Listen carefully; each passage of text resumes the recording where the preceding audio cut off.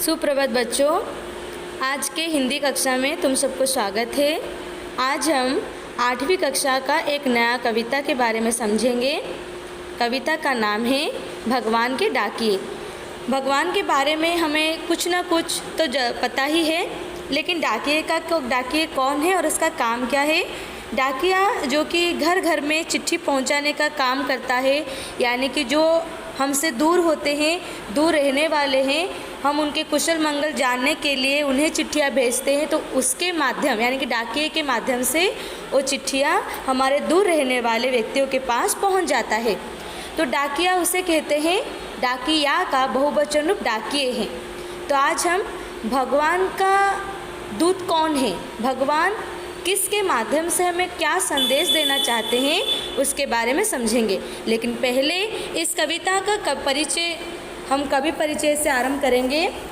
कवि रामधारी सिंह दिनकर हैं और उनको राष्ट्र कवि की उपाधि भी मिली थी।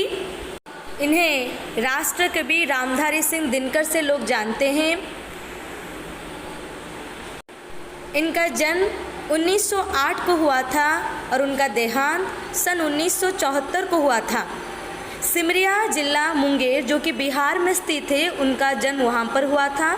सिमरिया गांव में उनका जन्म हुआ था और उन्होंने अपना शिक्षा का जीवन पटना विश्वविद्यालय से प्रारंभ किया था।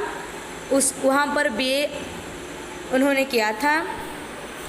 उनका सामाजिक जीवन जैसे प्रधानाध्यापक, रजिस्ट्रार, प्राचार्य, विभाग अध्यक्ष तथा अनेक उत्तरदायित्वपूर्ण पदों पर कार्य किया था। साहित्यिक विशेषताएं उनका है जैसे कि राष्ट्र प्रेम, जागरण का संदेश ये सारे। और उनकी रचित की गई रचनाएं हैं काव्य, आलोचना, निबंध आदि उनके द्वारा रचित की गई ग्रंथ और काव्य हैं। तो उनके जीवन में उन्होंने साहित्य को बड़ा महत्व दिया था। तो उनके द्वारा रचित की गई हमारी सुंदर सी कविता है भगवान के डाकिए। इस कविता में भगवान के द्वारा हमारे पास कौन कौन से संदेश पहुंचते हैं, किसके माध्यम से पहुंचते हैं, अगर वो संदेश हमारे पास पहुंचते हैं तो हम उसे समझ पाते या नहीं, उसके बारे में कवि ने हमें समझा। तो बच्चों, जैसे कि हमने पिछले अध्याय में पढ़ा था, प्रकृति का संदेश का एक पाठ जिसमें प्रकृति से जो कि भगवान ने बनाया है, उस प्रकृति से चीज़ें जैसे पर्वत, सागर, नभ, पृथ्वी, ये सारी चीज़ें थे और ये सारी चीज़ें हमें कुछ ना कुछ संदेश देते हैं। पर्वत कहता है शीश उठाकर उसके जैसा महान बनने को, तो सागर कहता है लहराकर, यानी कि सागर कहता है मन में संकीर्णता को दूर करके उदारता को अपनाना चाहिए। यानी कि हर कोई हमें कुछ न कुछ संदेश देता है, लेकिन उन संदेशों को समझ पाना हमारे लिए बहुत कठिनाई की बात होती है। तो मानव जब घर से बाहर निकलता है तो प्रकृति के अनेक रूपों को देखता है। तो ये सारे जैसे कि पर्वत, पेड़ पौधे, सागर, सरिता, मनुष्य होना क्यों, मनुष्य भी प्रकृति से बनी ही है। तो ये सारी चीज़ें कुछ ना कुछ संदेश देते हैं। तो आज हम इसके बारे में जानेंगे भगवान के डाकिए कि भगवान का डाकिए का काम कौन करता है और हमारे पास संदेश कैसे पहुंचाता है। जब बच्चों फ़ोन और इंटरनेट की दुनिया नहीं थी, तब हम अपने संदेश कैसे पहुंचाते थे, पता है तुम लोगों को? यानी कि जो हमसे दूरी पर रहते थे, हम उसको अपनी चिट्ठी के माध्यम से हम उसे चिट्ठी भेजते थे, तो डाकिया उस चिट्ठी को ले जाकर उसके पास पहुंचाता था और उसे हमारी कुशल मंगल की सूचना मिलती थी। फिर डाकिया उससे चिट्ठी लाकर हमारे पास पहुंचाता था। इस बीच 15-30 दिन गुजर जाते थे। यानी कि हमारा संदेश अपने दोस्त यानी कि अपनी रहने वाले लोगों के पास पहुंचते ही समय हो जाता था। उसी प्रकार अगर मेरी दोस्त को मुझे कुछ संदेश देना हो तो वो भी मुझे पत्र या फिर चिट्ठी लिखती थी। तो ऐसा ही होता था पिछले समय में, जब फ़ोन इंटरनेट की दुनिया नहीं थी। लेकिन अब फ़ोन इंटरनेट की दुनिया है, जबकि हमारे दोस्त यानी किसी के पास अगर हम किसी की कुशल मंगल की सूचना लेना चाहते हैं या फिर किसी को देना चाहते हैं तो फ़ोन इंटरनेट के माध्यम से हो जाता है कुछ ही समय में। लेकिन भगवान ने यह कहा है कि भगवान तो फ़ोन इंटरनेट की दुनिया से बहुत परे हैं, तो नेचर जैसे कि पक्षी और बादल यहाँ पर डाकिये का काम करते हैं।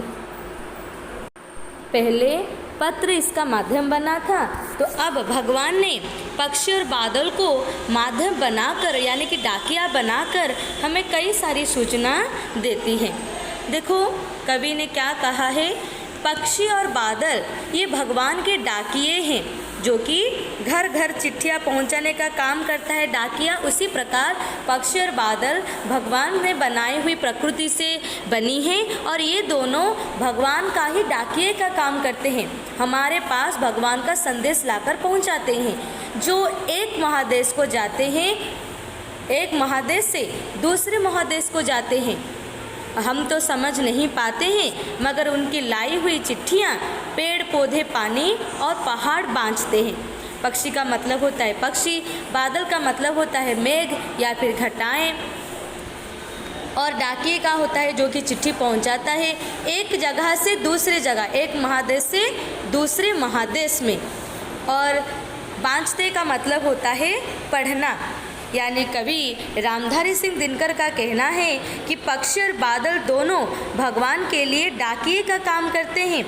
जैसे डाकिया घर घर में चिट्ठी पहुंचाता है और अपने से दूर रहने वालों की कुशल मंगल की सूचना हमें देता है और हमारी सूचना उसे देता है, ठीक उसी प्रकार ये जो पक्षी और बादल हैं, ये दोनों, पहले पक्षी के बारे में समझेंगे, ये जो पक्षी भी एक महादेश से दूसरे महादेश तक उड़ उड़ कर जाते हैं।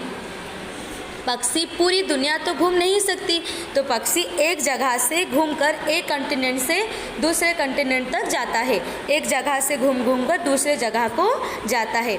उसी प्रकार एक जगह का संदेश लेकर दूसरे जगह पहुंचाता है और दूसरी जगह का संदेश लेकर फिर तीसरे जगह पहुंचाने का काम करता है। ये पक्षी और बादल होते हैं, लेकिन हम तो समझ नहीं पाते हैं उनकी लाई हुई चिट्ठियाँ, क्योंकि पक्षी और बादल हैं, प्रकृति से बनी, वो तो बात नहीं कर सकते। उनके द्वारा जो संदेश भेजी गई है उन संदेशों को हम समझ नहीं पाते हैं, मगर तो कौन समझ पाता है, उनकी लाई हुई चिट्ठियाँ, उनके द्वारा लाई हुई संदेश पेड़ पौधे पानी और पहाड़ बाँचते हैं, यानी कि पेड़ पौधे पानी और पहाड़ पढ़ते हैं, जान पाते हैं उनकी द्वारा भेजी गई संदेश को, लेकिन हम समझ नहीं पाते हैं। कवि का यही कहना है कि जो संदेश भगवान ने बादल और पक्षी के जरिए हम मनुष्य के पास पहुंचाते हैं, उन संदेशों को हम समझ नहीं पाते हैं, लेकिन प्रकृति से जो और चीज़ें बनाई गई है, पेड़ पौधे, ये सारे चीज़ें समझ लेते हैं कि पक्षी और बादल संदेश क्या लाए हैं। उसी प्रकार हम तो केवल यह आंकते हैं, हम तो केवल यह आंकते हैं कि एक देश की धरती दूसरे देश को सुगंध भेजती है और वह सौरभ हवा में तैरते हुए पक्षियों की पंखों पर तीरता है और एक देश का भाप दूसरे देश में पानी बनकर गिरता है। तो यहाँ पर आंकते का मतलब होता है कल्पना करना, धरती का मतलब होता है पृथ्वी, सुगंध का मतलब होता है सौरभ या फिर खुशबू, और तैरते का मतलब होता है बहता, और तीरता का मतलब होता है ठहर जाना। पक्षियों के पंखों पर, पंख का मतलब होता है पक्षियों के पंख पर। तो कवि का कहना है हम तो केवल यह आंकते हैं, यानी कि हम केवल यह कल्पना करते हैं कि एक देश की धरती, एक देश की मिट्टी, एक देश की पृथ्वी दूसरे देश को सुगंध भेजती है, केवल सुगंध यानी कि सौरभ या फिर खुशबू जो होती है। तो हम केवल यही कल्पना करते हैं कि एक देश की धरती जो होती है वो दूसरे देश को केवल अपना सुगंध भेजती है। किसके ज़रिए में? हवा के ज़रिए में, क्योंकि सुगंध हवा के ज़रिए, एक हवा हर कहाँ जाता है और एक स्थान से दूसरे स्थान को बड़ी आसानी से चला जा सकता है, हर तरह वो हर जगह को फैल सकता है। इसलिए जो धरती होती है उसका सुगंध हवा के माध्यम से एक जगह से दूसरे जगह को चला जाता है, और वह सौरभ वो खुशबू हवा में तैरते हुए, हवा में बहता हुआ पक्षियों की पंखों पर ठहर जाता है। यानी कि हवा के माध्यम से जाता है, लेकिन जो पक्षियाँ एक जगह रुक जाते हैं, वहीं का सुगंध उनके पंखों पर ठहर जाता है, बैठ जाता है। और जब वह चिड़िया, वह पक्षी उसी स्थान से उड़कर दूसरे स्थान में जाकर पहुंच जाता है, तो पहले जगह से जो सुगंध लेकर उसने आया है दूसरी जगह में छोड़ देता है। यानी कि पहली जगह का सुगंध दूसरी जगह में पहुंचा देता है। तो ये सुगंध पक्षियों की पंखों पर ठहर जाता है और पक्षियों की पंखों के कारण वो एक जगह से सौरभ को ले जाकर दूसरी जगह में पहुंचा देने का काम करता है। यानी कि हमें केवल यहाँ आंकना है कि एक देश का सुगंध दूसरे देश में केवल पक्षियों के पंखों के माध्यम से जाकर पहुंचता है। हम केवल यही कल्पना करते हैं, लेकिन इतना नहीं और है, जैसे कि और एक देश का भाप दूसरे देश में पानी बनकर गिरता है। जैसे कि हमें पता है, अगर मैं कहूँ कि हमारे यहाँ झील है तो सूरज की किरणें झीलों में से पानी भाप बनाकर ले लेती है और वही भाप आसमान में बादल बनकर रहती है। और बादल एक जगह से दूसरी जगह को आसानी से घूम जा सकता है, दूसरी दुनिया में भी घूम सकता है। इसलिए बादल क्या करता है, जब इकट्ठा हो जाता है तो पानी बनकर धरती में बरसता है। यानी कि जो पानी भाप बनकर आसमान की ओर चला जाता है, फिर बादल का रूप लेकर आसमान में घूम घूम कर हर जगह जाता है, क्योंकि दुनिया भर में घूम सकता है, लेकिन पक्षी नहीं। लेकिन बादल दुनिया भर में घूम सकता है और वो पानी बनकर वही भाप जब बादल का रूप लेकर आसमान में ठहरती है तो जहाँ पर जाती है वहाँ का बादल पानी बनकर बरसता है। ऐसा लगता है कि मानो पक्षी और बादल हमारे सभी सुख दुख और आनंद उल्लास को दूर दूर तक पहुंचाते हैं। पक्षी भी हमारी संदेश पहुंचाता है और बादल भी हमारा संदेश पहुंचाता है। यानी कि भगवान की चिट्ठी की भाषा हम तो नहीं समझ पाते हैं, परंतु पेड़ पौधे, पानी, पहाड़ पढ़ पाते हैं। इसलिए कभी हमें समझाते रहते हैं कि भगवान के द्वारा, भगवान के माध्यम से, भगवान ने पक्षी और बादल इन दोनों को हमारे पास संदेश पहुंचाने का एक माध्यम बनाया है, जिसके द्वारा उन दोनों ने जो जो संदेश हमारे लिए भेजे हैं, भगवान ने बनाया है, उन सारे संदेशों को हमारे पास पहुंचा देते हैं। जैसे कि हम अपना संदेश दूसरे व्यक्ति के पास चिट्ठी या पत्र के माध्यम से भेजते हैं, उसी प्रकार प्रकृति का संदेश हमारे पास पक्षी और बादल के माध्यम से पहुंचते हैं। ये थी कवि की भावधारा। अब हम इसके नए शब्द के बारे में जानेंगे। डाकिया। डाकिया का मतलब होता है चिट्ठी लाने वाला। बांचना का मतलब होता है पढ़ना। बांचना का मतलब होता है पढ़ना या फिर सस्वर पढ़ना। आंकना का मतलब होता है कल्पना करना, अनुमान करना। सौरभ का मतलब होता है खुशबू या फिर सुगंध। तीरता का मतलब होता है तैरता यानी कि बहता। पंख का मतलब होता है पंख पर। अभी हम इस कविता का जो जो प्रश्न दिए गए हैं उसके ऊपर देखेंगे। पहला प्रश्न है, पक्षी और बादल को कवि ने भगवान के डाकिया क्यों कहा है? पक्षी और बादल दोनों भगवान के लिए डाकिए का काम करता है। जैसे डाकिया घर घर में चिट्ठी पहुंचाता है और अपने से दूर रहने वाले की कुशल मंगल की सूचना हमें देता है, उसी प्रकार ये जो पक्षियाँ होती हैं, पक्षियाँ वे एक महादेश से दूसरे महादेश तक संदेश लेकर पेड़ पौधे, पानी और पहाड़ को पहुंचाते हैं। ये प्रकृति पानी और बादल के लाए हुए संदेश को पढ़ती है। अभी दूसरे प्रश्न पर जाएंगे। पक्षी और बादल भगवान के लिए क्या क्या करते हैं? पक्षी और बादल एक महादेश से दूसरे महादेश तक उड़ उड़ कर जाते हैं तथा प्रकृति को भगवान का संदेश पहुंचाते हैं। बादल क्या करता है? बादल आसमान में भाप बनकर सब जगह घूमता है और पानी बनकर बरसता है। ऐसा लगता है कि मानो पक्षी और बादल हमारे सुख दुख और आनंद उल्लास को दूर दूर तक पहुंचाने का काम करते हैं। ठीक है, अभी तीसरे प्रश्न का उत्तर। इस कविता के माध्यम से कवि हमें क्या संदेश देना चाहते हैं? इस कविता के माध्यम से कवि हमें यह संदेश देना चाहते हैं कि जैसे पक्षी और बादल हमारे सभी सुख दुख और आनंद उल्लास को दूर दूर तक पहुंचाते हैं, जिनकी भाषा हम नहीं समझ पाते, लेकिन ये पेड़ पौधे पानी पहाड़ इनकी लाई हुई चिट्ठियाँ पढ़ते हैं, उसी प्रकार हमें भी दूसरों के सुख दुख को दूर करने की कोशिश करना चाहिए और हमेशा सबको आनंद और उल्लास में रखने का प्रयास भी करना चाहिए, चाहे हम उसकी भाषा को समझ पाएं या फिर ना समझ पाएं। ठीक है, अभी तीसरे नंबर पर जाएंगे। भगवान के डाकिये कहाँ से कहाँ तक जाते हैं? भगवान के डाकिये एक महादेश से दूसरे महादेश तक जाते हैं। हम क्या आंकते हैं?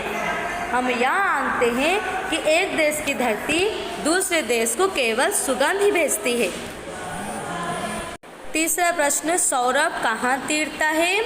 सौरभ हवा में तैरते हुए पक्षियों के पंखों पर तीरता है। तीरता का मतलब मैंने बताया था ठहर जाना, यानी कि प्रश्न पूछा है कि सुगंध जो होता है वो कहाँ पर ठहरता है, तो तुम लोगों को लिखना है कि सौरभ हवा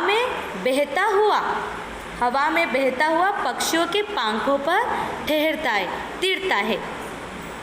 एक देश का भाप दूसरे देश में क्या बनकर गिरता है? एक देश का भाप दूसरे देश में पानी बनकर गिरता है।